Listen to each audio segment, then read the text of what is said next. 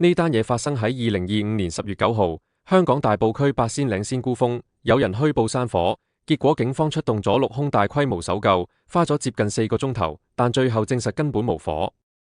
虛報者原來係一個得8歲嘅細路仔。呢件事反映出虛報事故嚴重浪費公眾資源，亦令社會關注到特殊兒童心理同報案行為嘅關聯。當日下午1時47分，警方接到第一個報案電話，話八仙嶺仙姑峰發生火警，有多名師生被困。短短6分鐘內，999報案中心收咗4次相似聲音嘅電話，都聲稱有4個老師同21個學生被火圍困。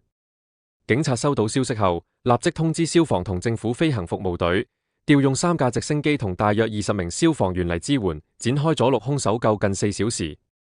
消防員喺八仙嶺自然教育徑仔細搜索，救護車同直升機都喺現場戒備，但完全無揾到火光、煙霧或者受困人員。到咗下午5時31分，消防部隊先停止行動，案件確認為虛報。消息話，呢個8歲男童當日坐校車嘅時候，突然諗起1996年八仙嶺發生過嘅嚴重火災，當年有5人死亡，13人受傷，成為香港史上最嚴重嘅山火事故之一。因為情緒驚恐，男童誤認有火災發生，於是打電話報警求助。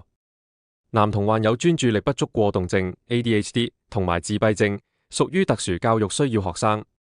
事後佢爸爸媽媽帶佢去大埔警署主動自首，男童承認咗多次打999虛報，警方就對佢哋一家人發出口頭警告，之後批准佢哋離開。警方強調，虛報緊急事故唔單止浪費咗大量社會資源同時間，仲會影響真正需要幫助嘅人嘅安全。根據香港刑事訴訟程序條例，虛報導致浪費警力屬嚴重罪行，一旦定罪可能會罰款2000蚊，甚至監禁6個月。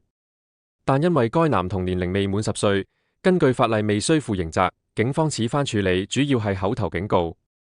案件由大埔警區刑事值日隊第3隊負責跟進，警方呼籲市民要理性報案，唔好因一時驚慌或者任性浪費警力，影響公共安全同資源調配。呢單嘢亦引起社會對特殊學習需要學生心理輔導同情緒管理嘅關注，呼籲家長同學校多啲關心同支援有類似情況嘅學生。